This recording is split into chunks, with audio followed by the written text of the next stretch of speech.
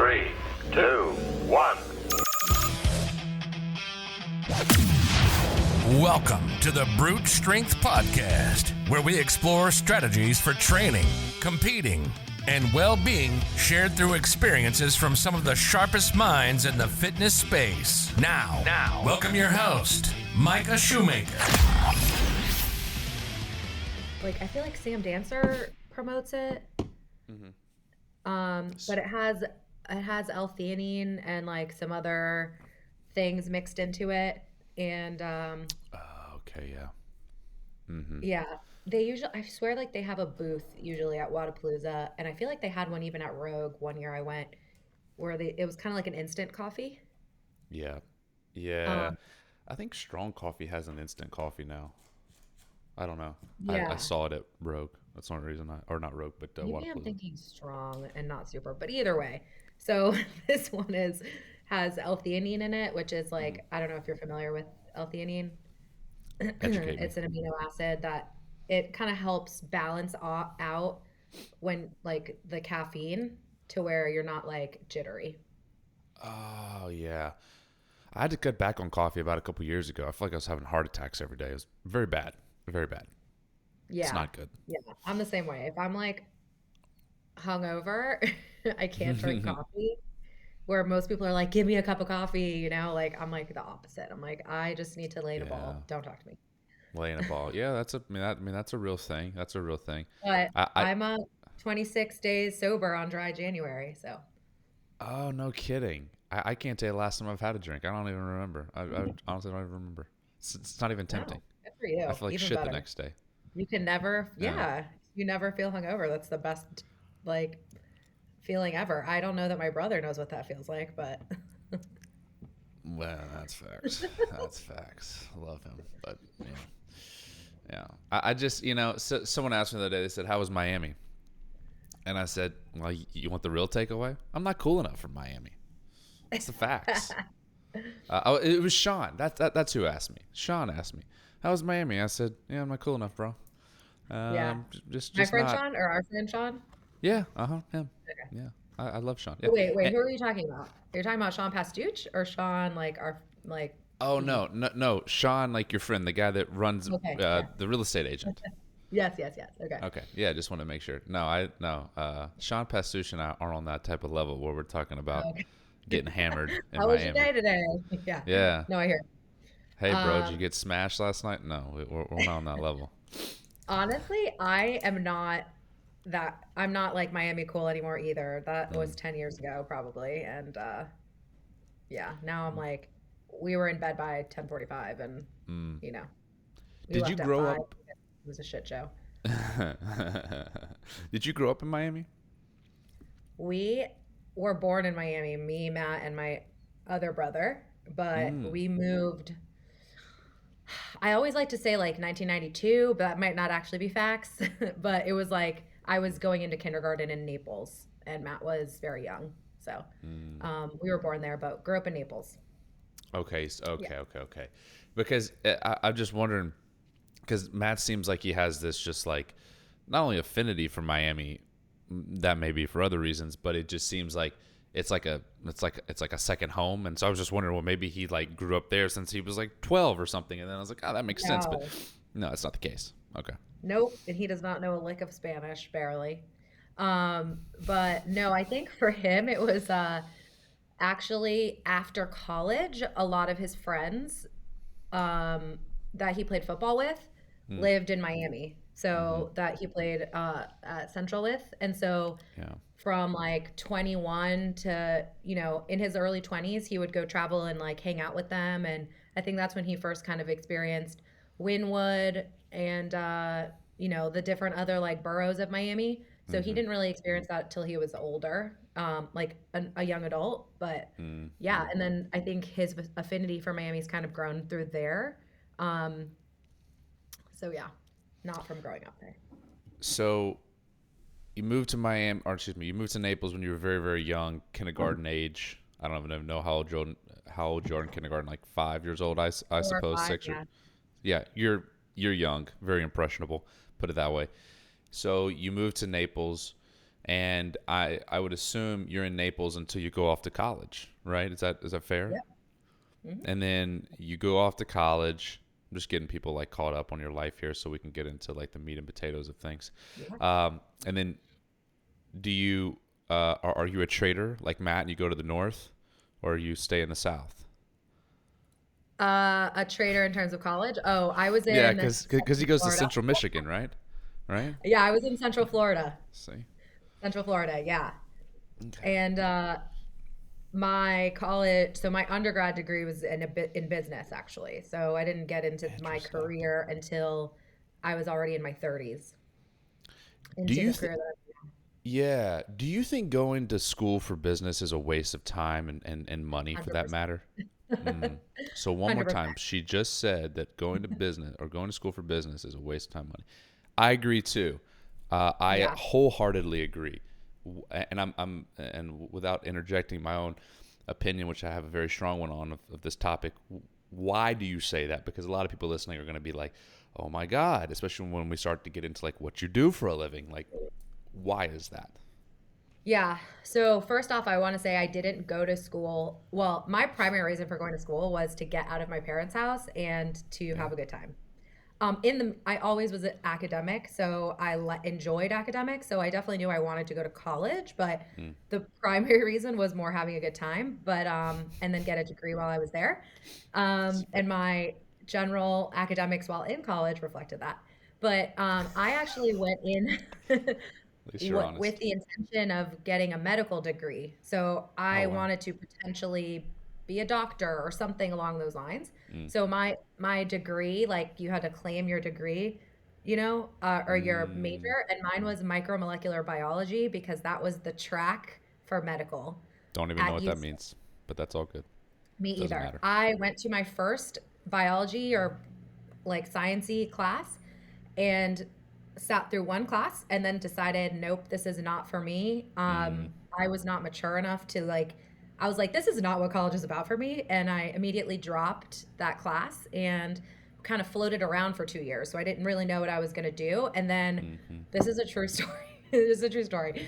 I saw there was a like an MTV show that was like about PR, like public relations. Mm-hmm. And this was like back in the day. I don't even know the name of it anymore. I just know it was on MTV. It was about public relations. There was like girls running like PR firms, and I was like, that looks cool. I want to do that.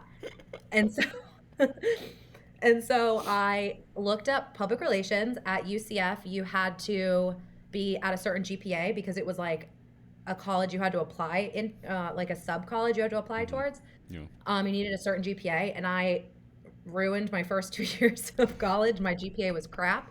So I was like, okay, well, not School of Public Relations, but Mm. marketing. Mm. Marketing. And if you, marketing is kind of the umbrella, public Yeah. relations is a subset of marketing. Sure. Yeah. And so, um, yeah, so I was like, okay, marketing, that's what it is. So technically, I have a degree in Bachelor of Science in Marketing was my Mm. undergrad. So circling back to your question, I just wanted to give you that backstory. That's great. No, But I love the backstories. This is why I do the podcast. I'm not yeah, in it for the headlines. I'm in it for the backstories. I want the juicy page 10 details. Go ahead. right. So the reason now, and I tell this to people a lot that I speak with, Mm. to me, if you are someone who wants to work in a Fortune 500 company, then you need to potentially go to business school because Mm. it's about red tape, right? You need to be Mm. able to cut the red tape. They're just going to look at your before they even get to know you, they're going to look at your resume and they're going to say, what are these things on paper? It's a weeding out process. So Mm-hmm. if you're someone who really wants to do that, 100%. If you're looking to start your own business, absolutely not. Save the money and just find the person who's doing the thing that you want to Mm. do It's good. and go learn everything you can from that person. Great advice. Because that to me is really it's going to be a weeding out process, number one. So you're going to determine, is this something that you really want to do? Because when you look at what the person does on a day-to-day basis, especially if they're a one-man show or Mm. one-woman show in my case, it's not all not a lot of people can do it or are willing to. So yeah, so that's my advice is no. If you're just like, I want to go to business school because I want to start a business, I don't think business school sets you up for starting a business. Um, I started my business on LegalZoom, online, by Googling things. Like nothing I learned, nothing I did to start my business, with the exception of I did work in an ad agency. So I do have like that background in more technical advertising and marketing, but nothing else that I've done in my business did I learn in school. Not at all. If you're someone who has the financial means and or a free ride, and you know, like for example, Matt was lucky enough to not have to pay for his actual like college portion because he had the scholarship. Like 100% go live that experience, but don't do it just because you think you need to do it. I think there's better ways. I wholeheartedly agree with that whole thought process. And I think even it's, people started to talk about this, maybe a decade ago, but like it's really now a mainstream thing that it doesn't make, because, and you might ask listening, it's like, well, how do I know it's for me? It's like, well, it's the old cost to value ratio. Like, is the cost, and it's only increasing, by the way, worth it? And yes, I understand that experiences are worth something. I hear you. But if your goal, as you put it, is to create a business, or to start a business rather, look, when at 19, I covered this on the last podcast. At 19, I moved from Alabama to North Carolina, to Raleigh, North Carolina, and was running 2 gyms. And let me tell you what, in a year and a half of business school, there was nothing about running a business. What I got from it, and I was a pretty good student, what I got from it was, you got your assets over here. Accounting, right? And you right? got, and you got your liabilities over here. Like, honestly, and I would argue. And normally you want to pay someone else to do that. You don't want to do your own accounting. 100%. Like, it does not make sense because your time is worth something. Like, the biggest thing that I could tell people to learn how to do is learn how to market yourself, and not like what colors sell. That's a bunch of bullshit marketing. No, like actually learn how to speak to the people that you're going to be helping. Learn that, right? Learn how to sell, and not in the sleazy like thing that just popped into your head that when I said sell. No, I'm talking about actually learn how to help people and walk people through this journey. Exactly, of where they are, like their pain, and then to ultimately where they want to get to. And if you learn those 2 things, like everything else will start coming in. It's like, well, what about fulfillment? What about this? What about that? The greatest advice someone ever gave me was get so many people in the door that you have the money to figure those things out, right? It's like, at first you're not gonna have it figured out. You're gonna jack it up, and just know that going in, like that's okay. And I'm curious to hear your experience here. But in the gym business, I remember we had so many people coming in. Like it was like we were onboarding like 20 to 30 people a month, like which is insane. And keep in mind for those listening, it's a boutique type gym. Functional fitness. We weren't CrossFit, but did a lot of similar things, right? And I just remember thinking, like, how do I onboard this many people? Like, this is insane. There's like 3 of us here, and we have to figure out how to take 30 people in the door safely, not kill them. And these aren't people like, super fit people. These are people like super out of shape, untrained people, haven't done anything but maybe stick a potato chip in their mouth for the last 10 years of their life. Like, and now there's a real problem. But that's some of the greatest advice I was given is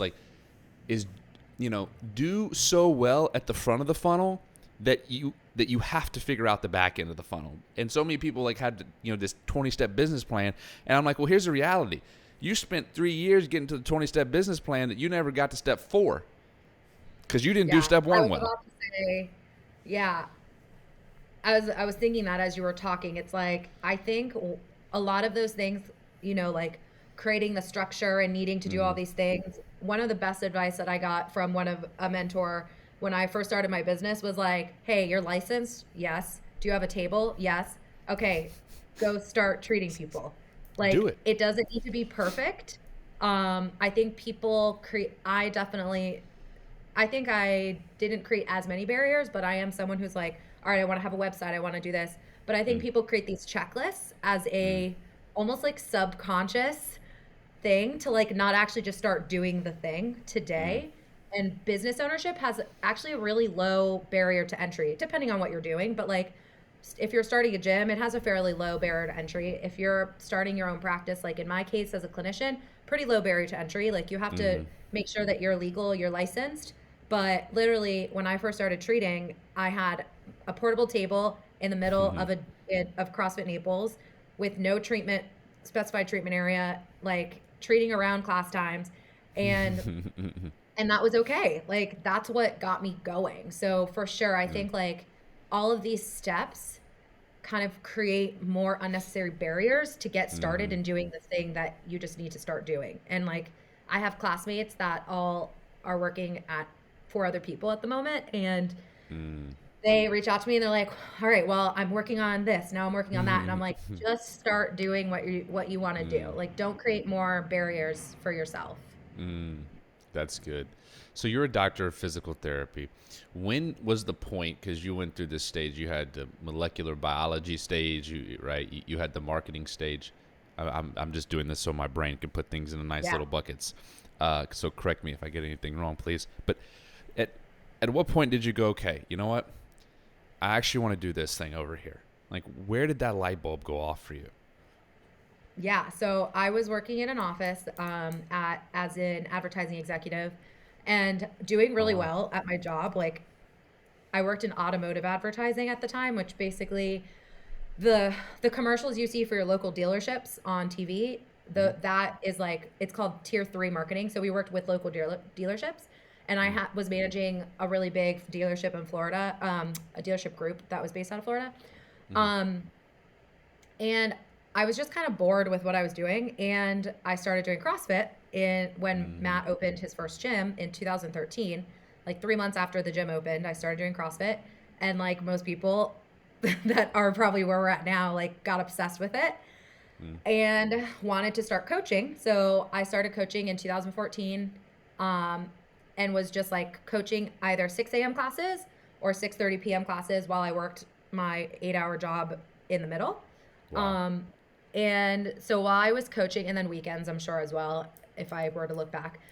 So while I was doing that, as I was coaching, I would realize like a lot of people moved like shit. So I'd be like Most people getting on Google and be like, all right, I gave this person a cue. Like, why isn't it fixing? Like, why are they doing this? And came across, if you're like a CrossFit OG, you know Kelly Starrett.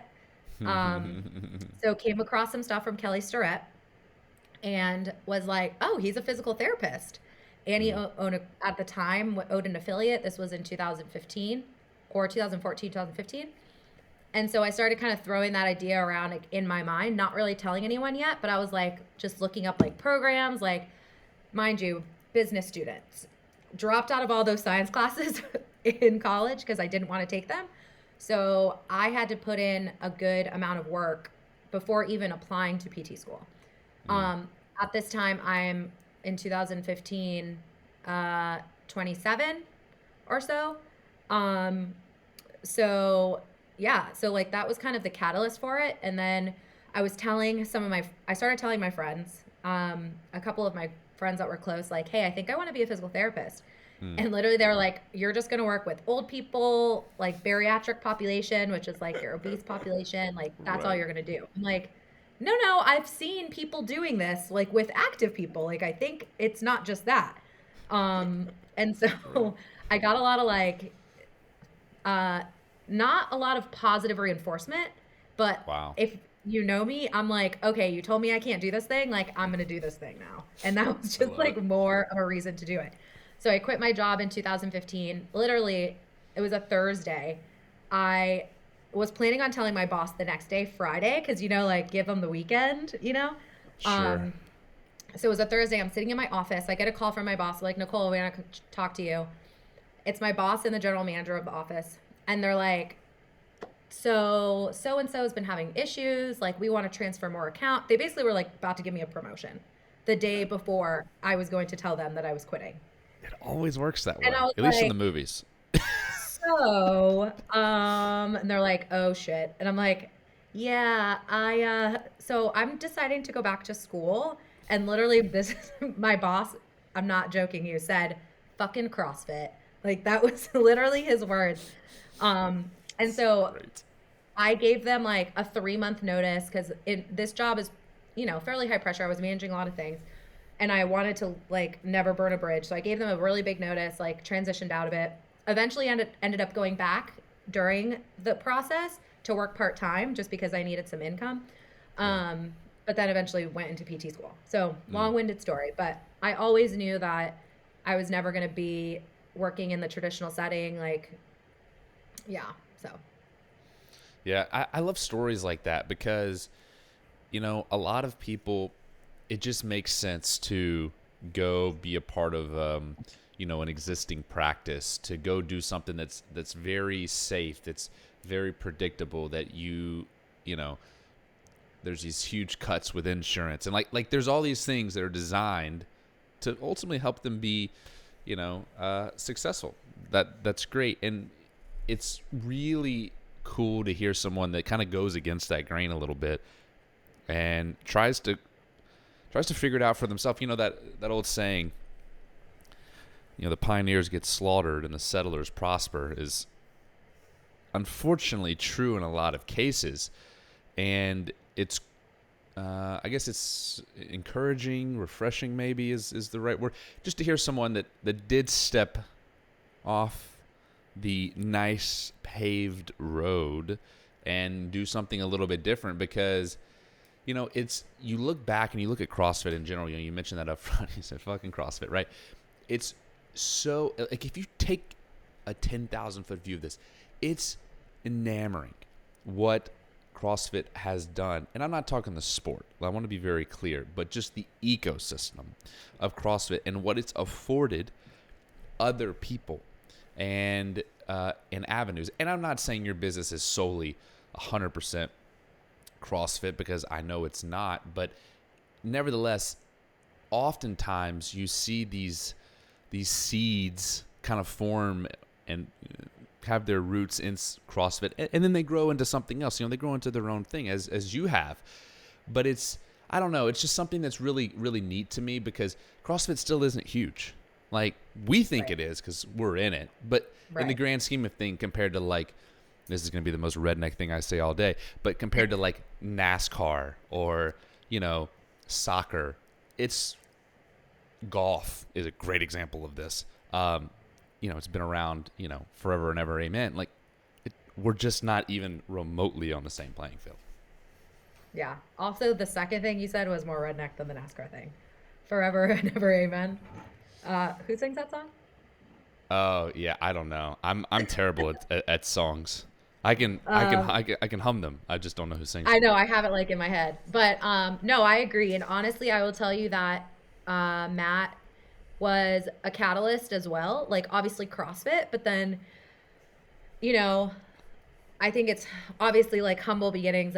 Matt where he's at now, and just seeing and like reflecting back, like Mm-hmm. if we were to line up me, Matt, and our older brother in a line, and you said like who would be the first person to start a business, I think it would be pretty unanimous that they would probably say me. In terms of like I was very academic and like ambitious in those things. Matt also, I think like he really has surprised us in terms of like his ambition. He's always been a thinker, and I think that's one of the things. Like my dad is like the creative, like he has the $1 million idea that will never get sold. And then my mom is like the really, really hard worker. He's also, my Mm-hmm. dad's also a really hard worker, but he's a dreamer, like at heart. He just has Mm. these crazy ideas. And I That's think Matt. that's like where we all like have a part of that. And Matt is definitely like the dreamer. So in like looking back, if you were to say that, it almost looks like the dreamer without action is nothing, right? And so Correct. Matt as a child, I would say like looked like that dreamer, but his like sports was always his thing. So he didn't really have to like have a second plan or like I want to be a lawyer or I want to be a doctor. It was like sports, right? Mm-hmm. And so when sports was not no longer an option, he had to kind of figure it out. And then CrossFit became a thing. Like he had the action inside of him to make it be. And so like seeing that from his older sister, I mean, we're only 14 months apart, so we're very close in age and we've been close growing up.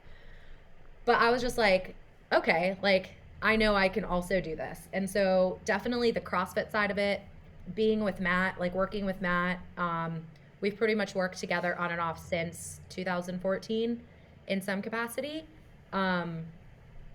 So I think that was a really big catalyst as well, is just like seeing him moving forward and doing those things with the gym, and then eventually working with Brute. Again, he was like another mirror for me when I started getting into remote programming before I was even graduated from school.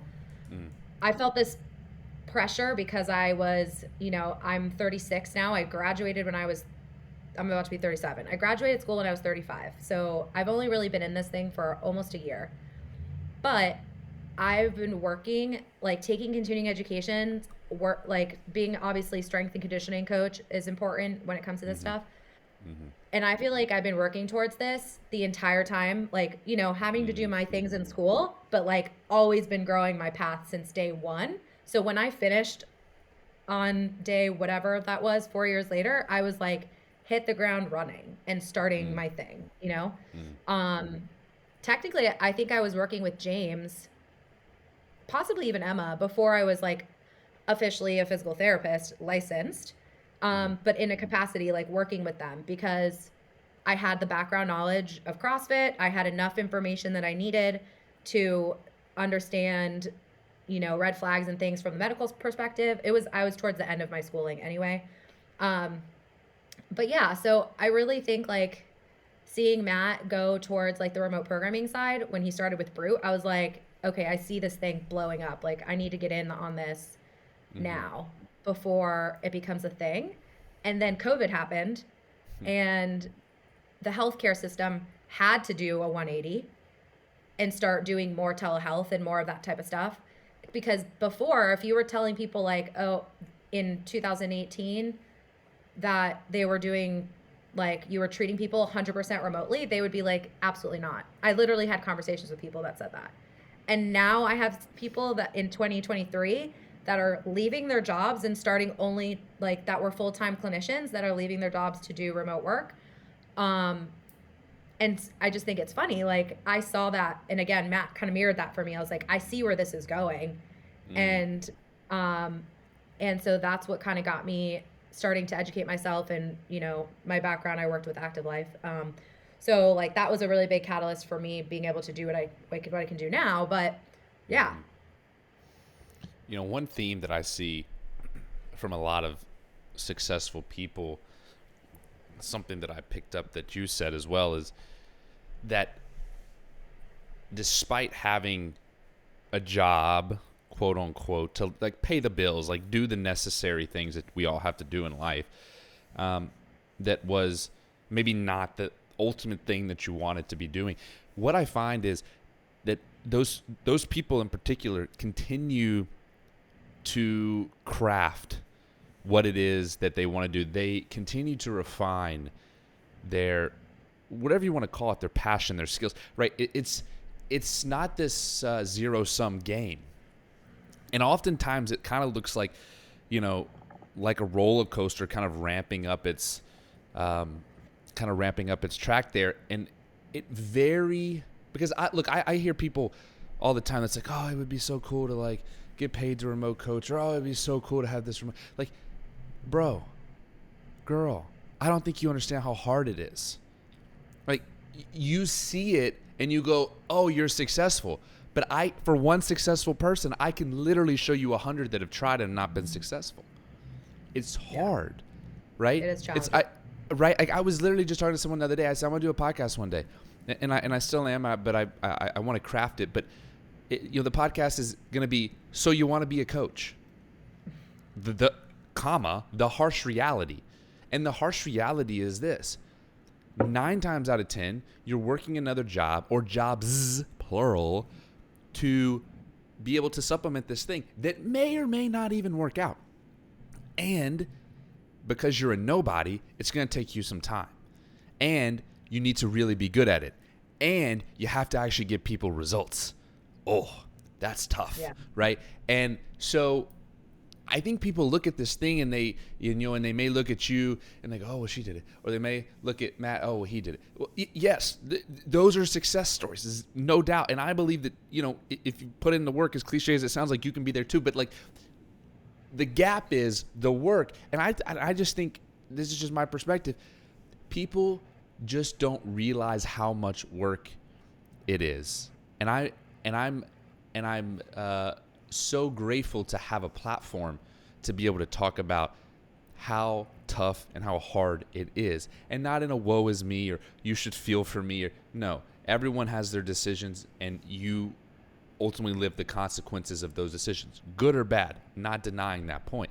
However, we need to get a grip on, if you want to leave your cushy 8 to 5, 9 to 5 thing and do this own thing and have the freedom that you think you want, that comes at a cost, and it's substantial, and it's more than you think it is. And look, I'm not saying that it's, some jobs are obviously more demanding than others, but it's very interesting to me. I hear this. I mean, I will literally get a DM once a month from someone that's like, how do you get into coaching? How do you get into remote programming? And I'm just like, dude, going back to what you said, like at the very, very beginning of this, is go find someone that does it and work for free. And most people, when you tell them that, they go, see, here's the thing. I'm actually pretty busy. Okay, cool. You don't want it. Yeah. And in our case, I mean, I know Matt and I know me. Matt didn't, well, he actually had to pay, right? So like for me, like if Active Life was kind of my stepping stone into just learning some basics about remote programming, and I've now since adapted my own style, but I paid $2,500 to go learn from someone. It wasn't like, not only did I work for free, but I actually invested money into it. So it wasn't just the work for free thing. So I invested to learn, and then I had to work for free to practice, right? Just like I know Matt had a similar instance. And again, like going back to the Matt thing, because I think if I hadn't known that that's what Matt did to get where he was, I probably would have been more adverse to spending the money. But he told me, he's like, no, Nicole, I had to pay X amount of money to learn from Nick. And then I had to program for people for free. And like me, Dom, and Jason Ackerman, I think, were like his first 3 people he programmed for. And then, and then you have to like show that you're capable. And same thing. So not only do you have to potentially work for free, but you might even have to invest money and pay. You do, not might, like, to learn those things, because that's a really big part of it, is people think that like, exactly, like I'm just going to start doing it. But with coaching and also with healthcare, especially like service-based healthcare, it is mostly an art. There is a science behind it, because we know we follow scientific principles when it comes to loading and, times for strength and hypertrophy and whatever, endurance and those types of things, to actually physiologically adapt. But sometimes, a lot of times there's that portion of it that is the unknown. That's the art part, that I will tell you, I lose more sleep about my remote clients than I do about my clients that I see in person, because 100%. I see them in person and I'm like, cool, this is exactly what we're going to do. Here, we're going to move on to the next thing. I can get my hands on you. So if you're in some pain, we can resolve it temporarily. But my remote clients, I'm like thinking in my head when they have bad results or when something isn't going the right way, like I'm laying in bed and that stuff keeps me up at night. Thinking about what's the next thing I want to do, or what's something I haven't tried, or, so for sure, I think the remote has so many perks, but also has a lot of things that come with it that a lot of people, I don't think, can truly handle, because there's a lot of unknown, and you have to be okay with that unknown and be willing to have some, tolerance to adversity with that, for sure. Yeah, I concur. I think, whenever I'll have a client that comes in person, it's amazing how quickly we can like change something here or there, tweak something here or there, and it's like, whoa, that was fast, right? And it might have taken a couple, videos or phone calls or text messages or whatever to accomplish the same thing over, a remote setting. It's not bad. It's not good. It just is. It's just like you said. It's just knowing that there are some barriers and there are some other things you're going to have to do in order to, accommodate this. I'm curious for you. Did you ever think, you mentioned that you, prior to, or I should say at the end of your schooling, you were working with people like, James Sprague and Emma Cary.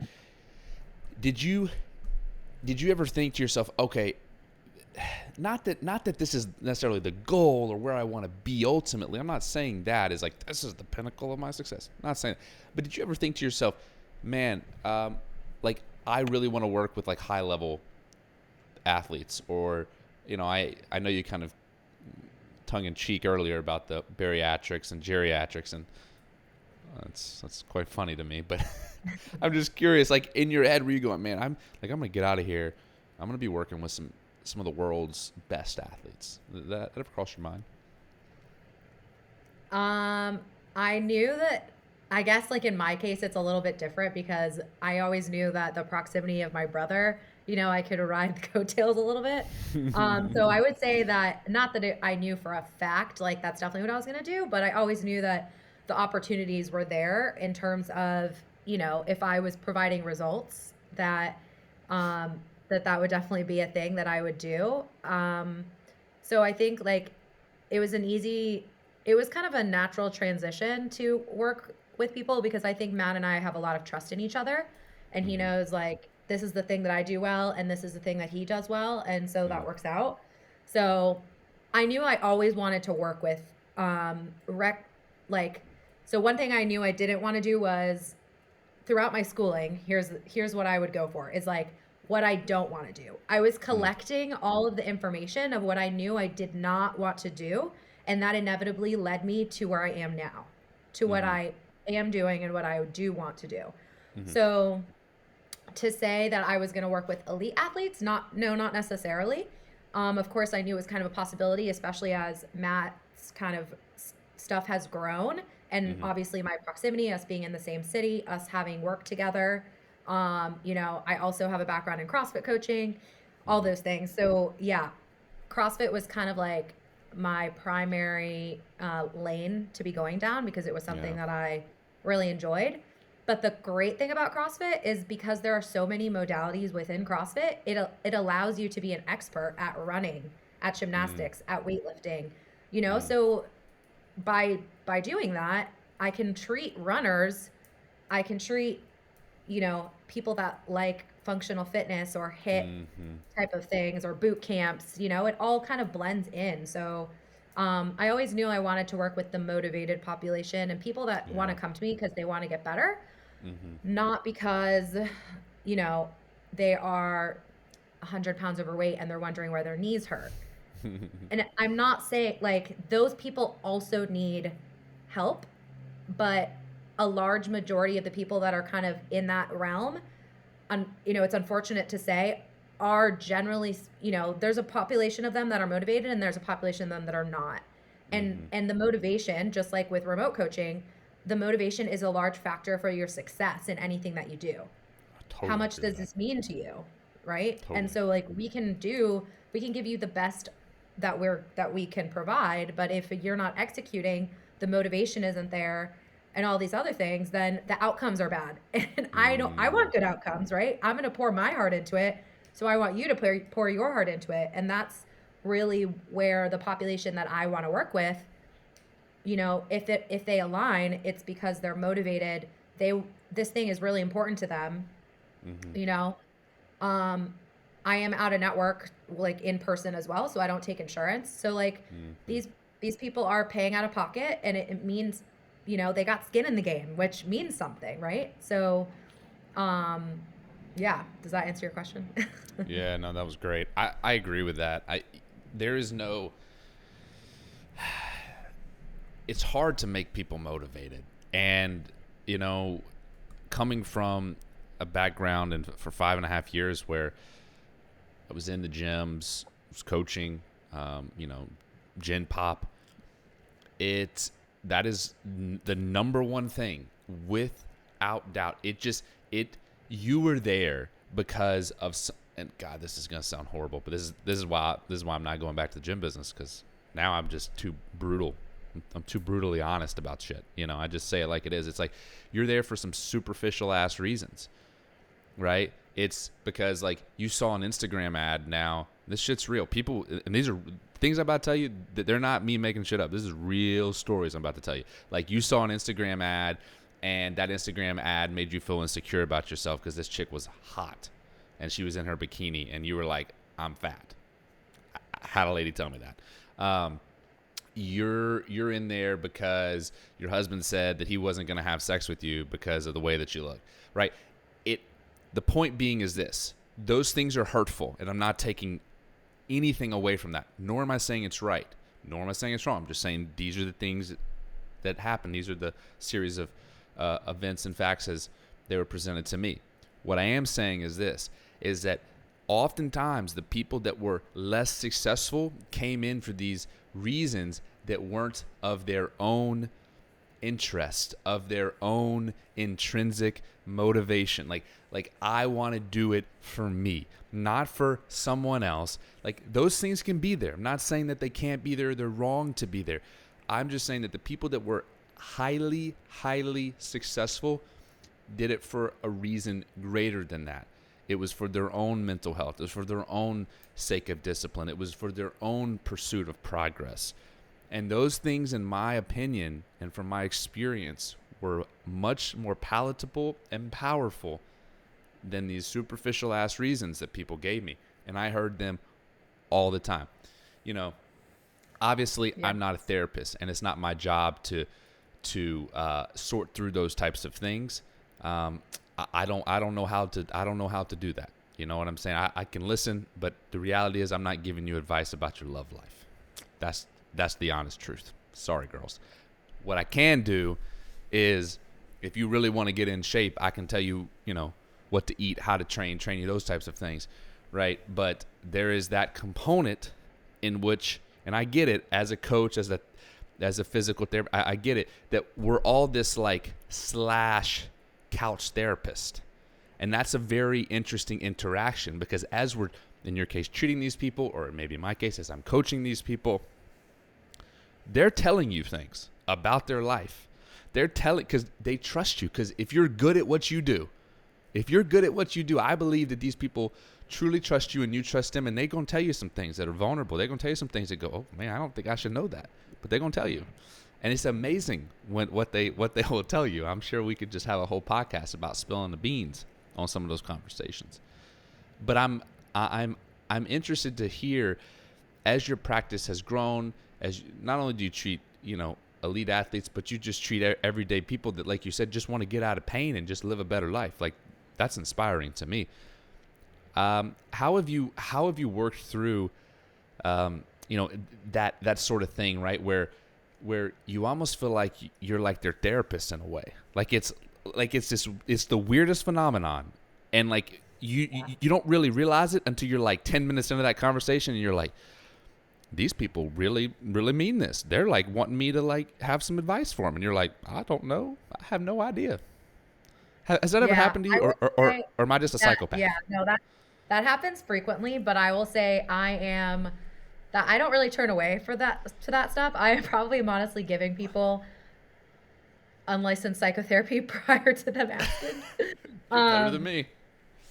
So, you know, in the people that I see, it is more about, and you know, I do see a lot of CrossFitters, but because I see a motivated population and these people are wanting to get back to what they want to do, it's more about understanding the psychology behind why not taking a day off. Like, why can they not take a day off? You know, dialing it back. What does it mean when you have to dial it back? Like, you know, this is good. I had this conversation. I had a conversation yesterday with someone who has been dealing with some pain on and off, and it's been 2 weeks since they're pain-free, and back pain specifically, and then they wanted to start lifting heavy. And I said, okay, well, what would it mean if you didn't lift that weight?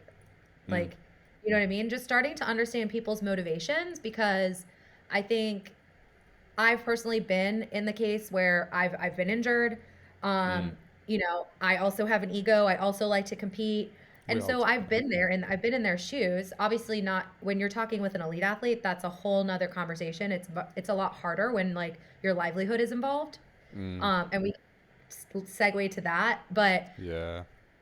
it's really a lot about like kind of what I was kind of hearing with the women examples that you were talking about is like people come to me because they're in pain or injured. I'm asking about your routine and they don't take a day off. You know, they don't sleep well, sleep 5 hours a night. You know, they're not working with a really good like base to put more external stress on top of. We look at exercise like it is a healthy thing, which it absolutely is, but it is also external stress. It is intentional stress, but it's stress.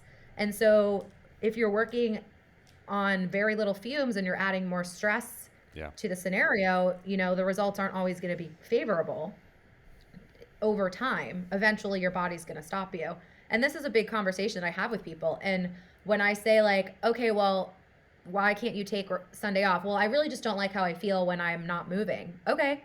What is it? What are you feeling like when you're not moving? Well, I just kind of feel like I'm like wasting the day or blah, blah, blah. And when you really ask these questions, then it's like, well, you know, I started doing this 2 years ago. I was 40 pounds heavier. In their mind, not moving means I'm going to start gaining weight again. I'm going to regress. I'm going to go back to this thing.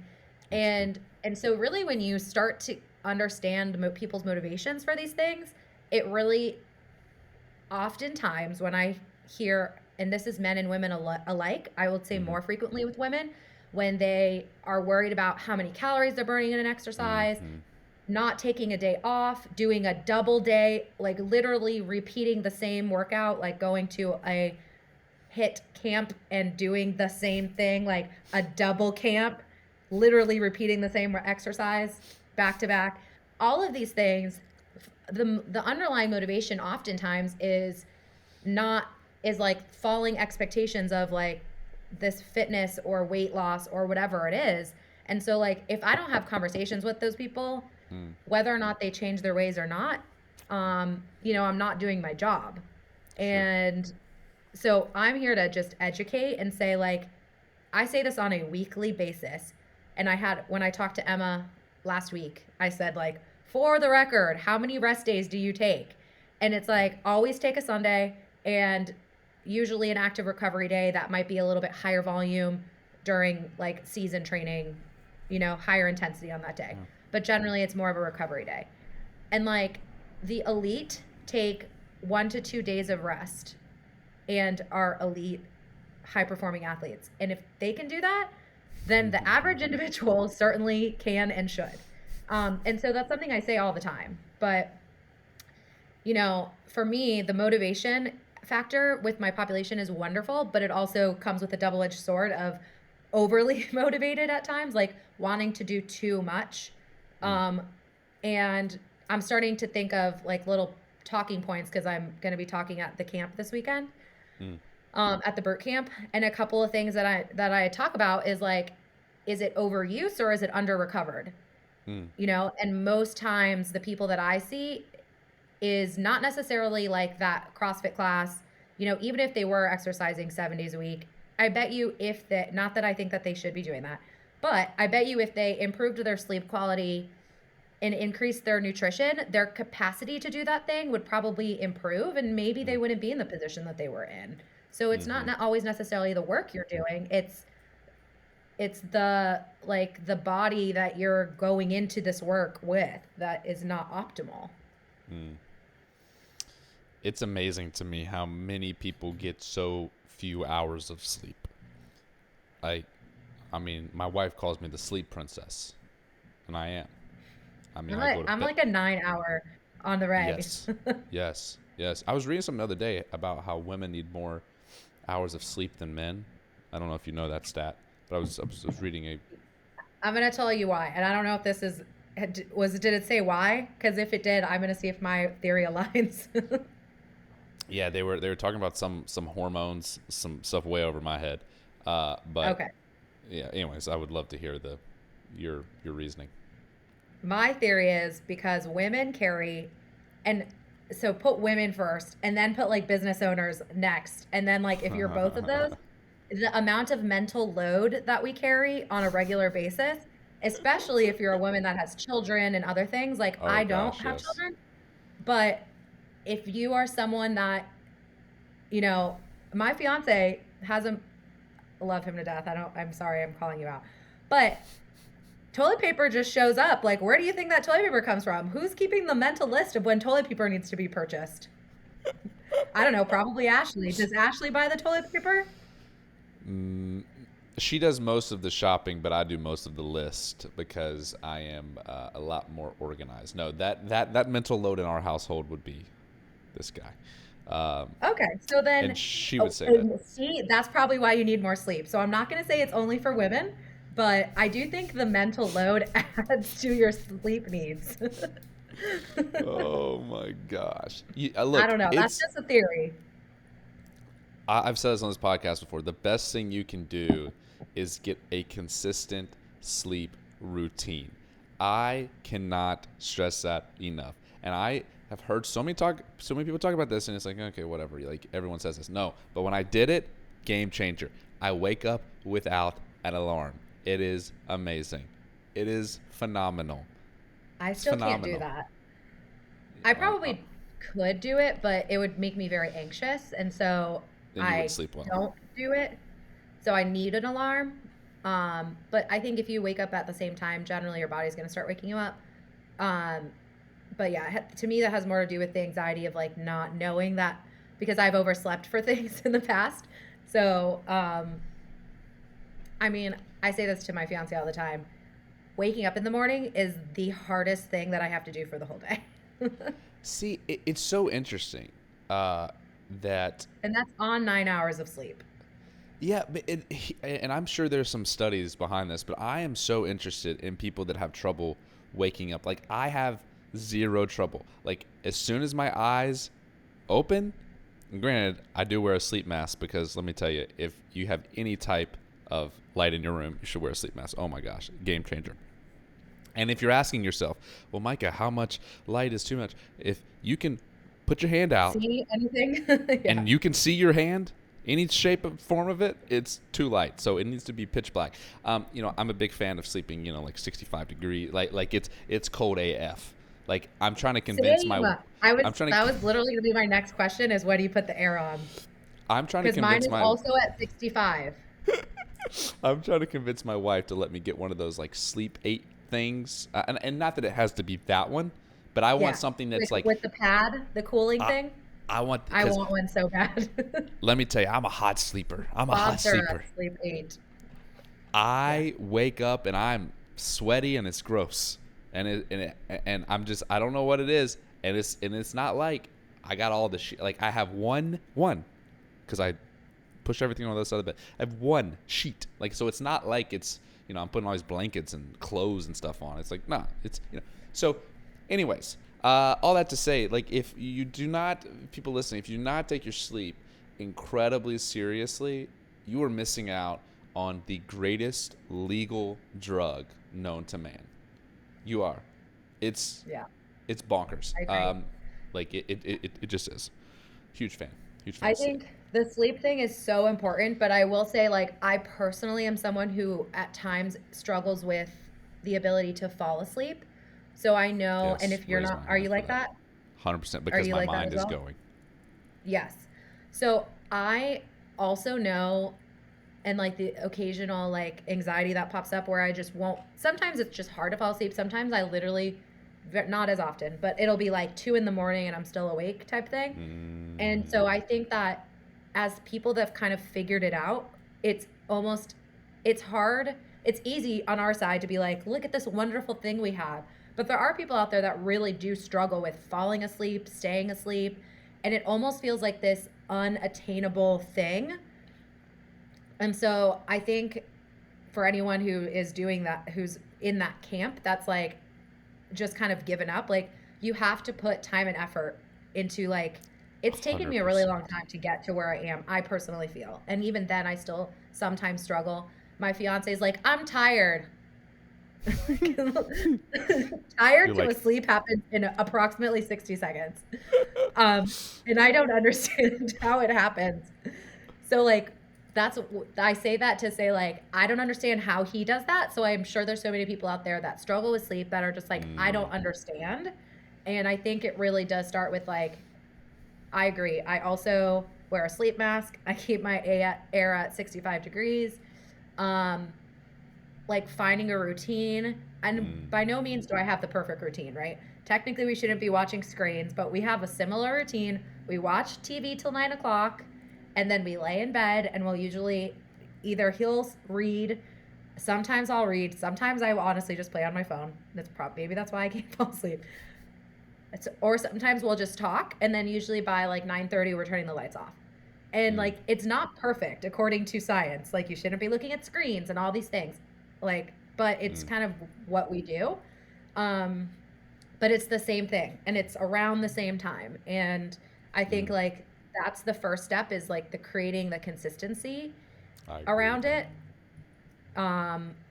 Because that's really important.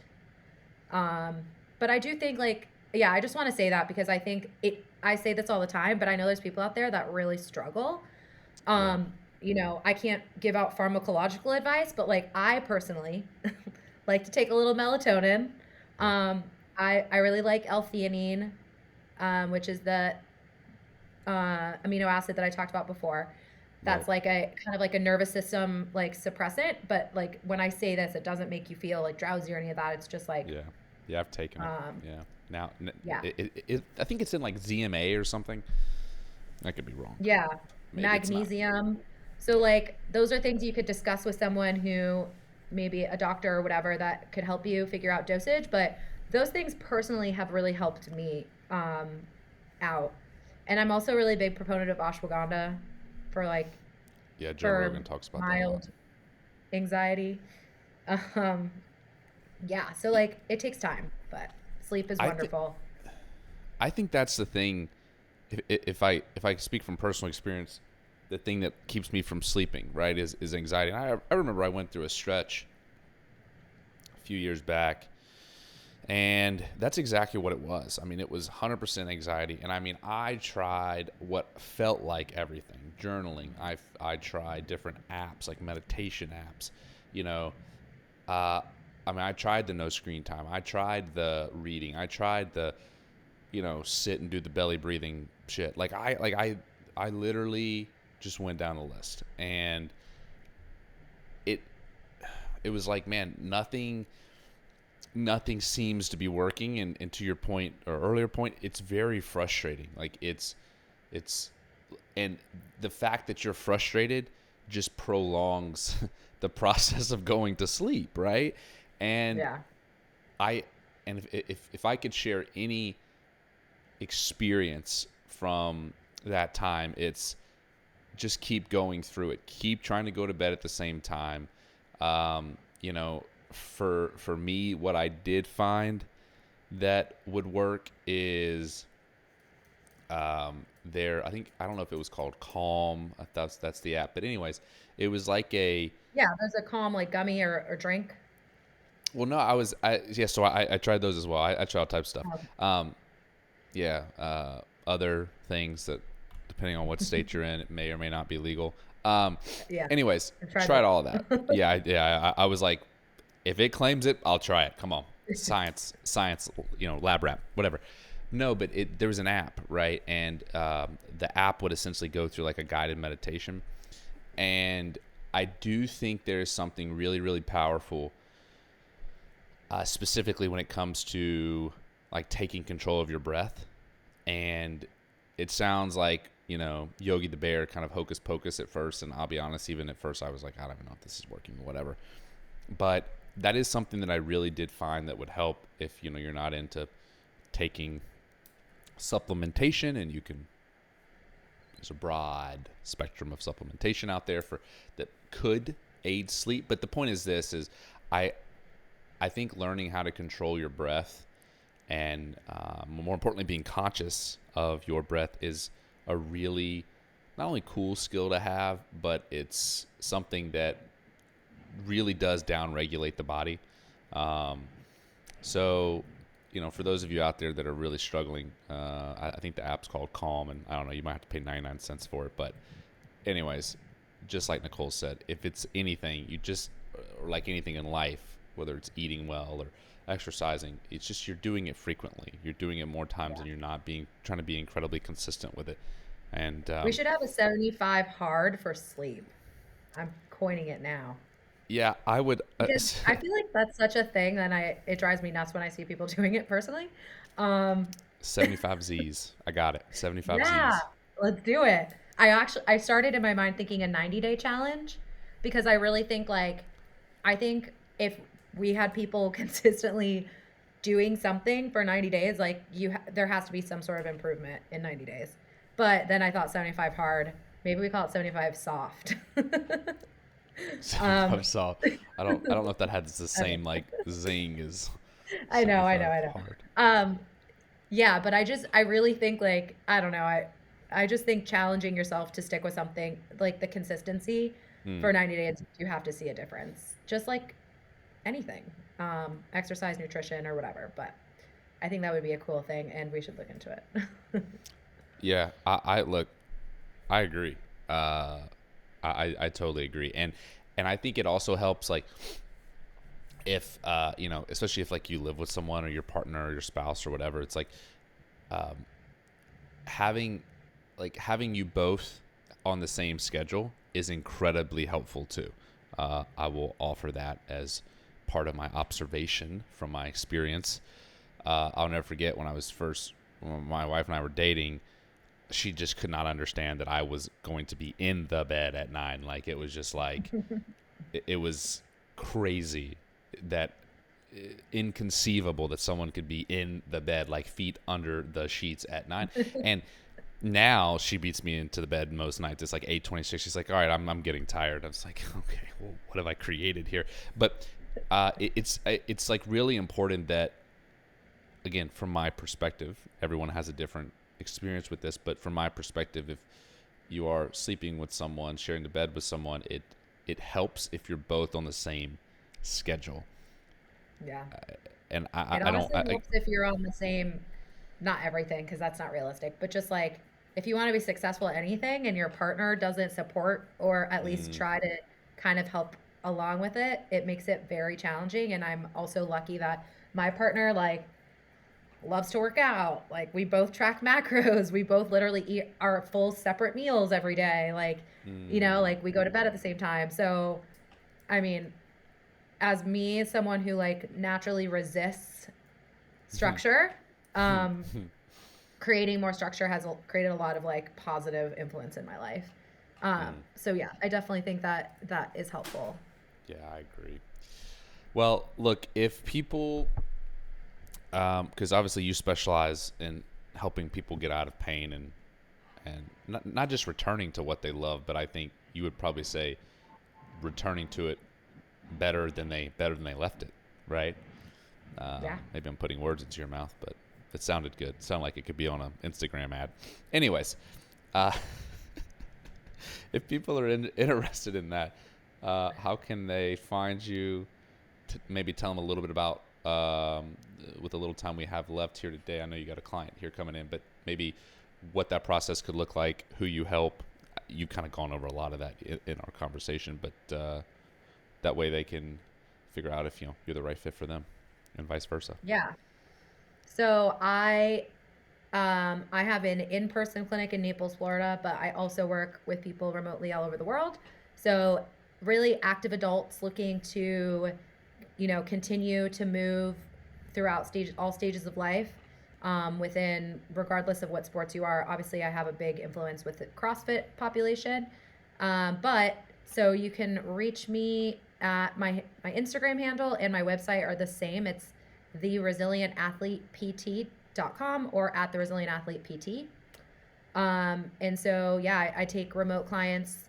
I usually cap myself at 25 clients, so I will not take more than that. But right now I do have some space for clients available.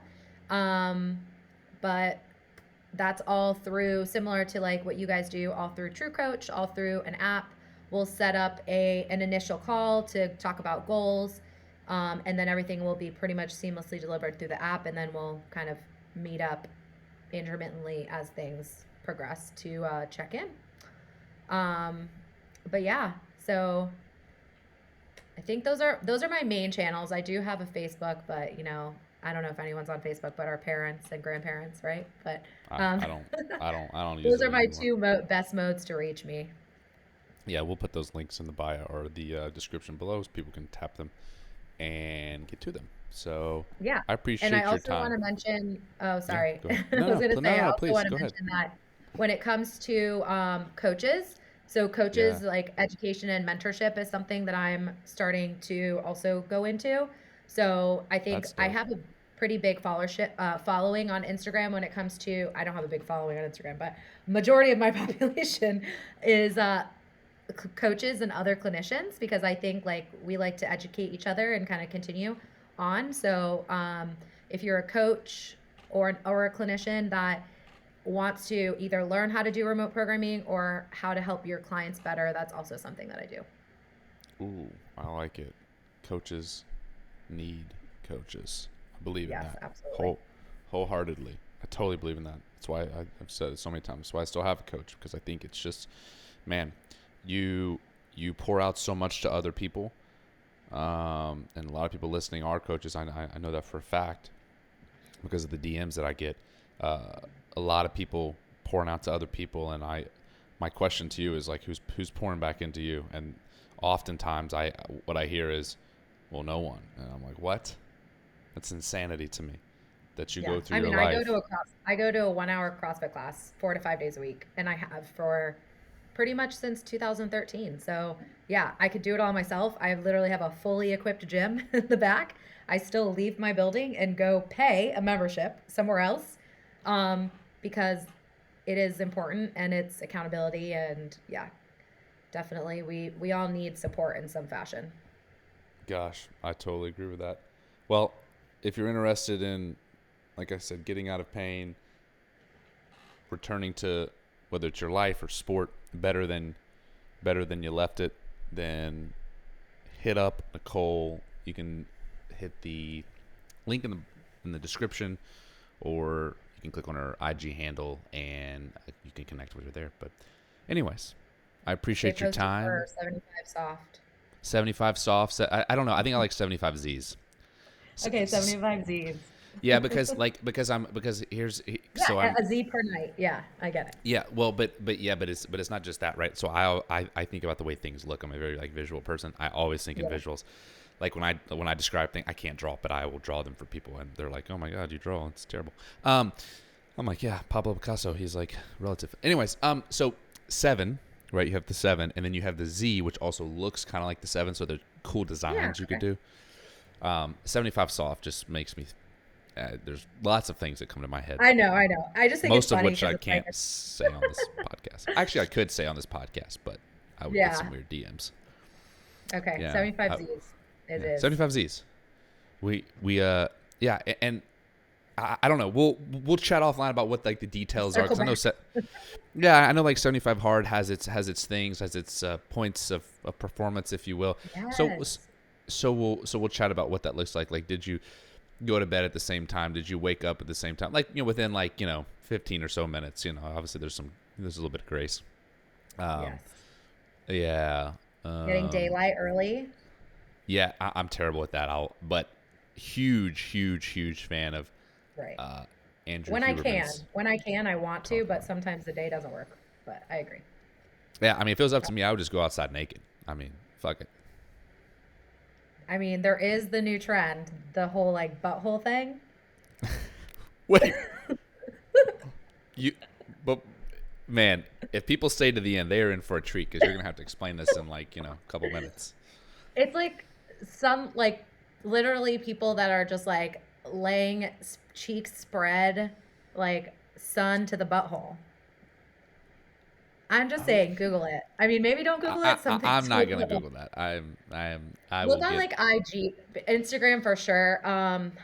You know, do you follow Dave Driscoll? Do you know who he is? Yeah, I I know know who he he has like is. a real big thing with like sunning his testicles that Okay. supposedly like increases. I don't know. Testosterone. Personally, I don't have testicles to sun, but I'm just saying there are. What if they get burnt? That would be incredibly painful. I mean, you have to obviously be smart, like gradual exposure. But I think there is, I don't know if there's science behind it, but butthole like sun is apparently a thing, is all I'm saying. This episode is going to be titled Butthole Sun with Dr. Nicole. Look. Oh, good. It'll get the clicks. Clickbait. No, I'm dead serious. I am all about like titling stuff that is just the most outrageous shit you've ever heard in your life because people click on it. It's like Butthole Sun. I'm in for that. Sounds amazing. We should do that. Yeah. I'm not gonna go look that up, so that's that. But when I see things, I'm gonna send them to you. Yeah, please don't. It doesn't show. It doesn't like show a butthole. I'm just saying. Like it talks about the process. Okay, I would be interested in that. I do not want to see someone lying face down and then their butthole. I think Instagram would block that. But. To humanity. It's amazing what Instagram will let go these days. But speaking of that, I said something the other day to someone, and it was like, your comment goes against our guidelines. I was like, what are you talking about? And I was like, it was just some like tongue in cheek, and I was like, man, you're looking jacked. You look like you could, beat him up or something. Like it was just something like that, right? Violence. Yeah, and I was like, are you serious? Like, y'all are some soft. Anyways, I'm not gonna get into this because it's about to get. Don't go down that road. Let's end on a high note. Butthole sun. Buttholes. That's right. Anywho, all right. Thank you so very much. This was a lot of fun. We'll do it again. Yeah. Thanks for listening to Brute Strength Podcast. As always, you can head over to brutestrengthtraining.com to connect with us and access the links and resources mentioned in this podcast. That's brutestrengthtraining.com for exclusive content and giveaways just for you, our podcast listeners. Consider subscribing so you never miss out. That's all for this episode. See you next time.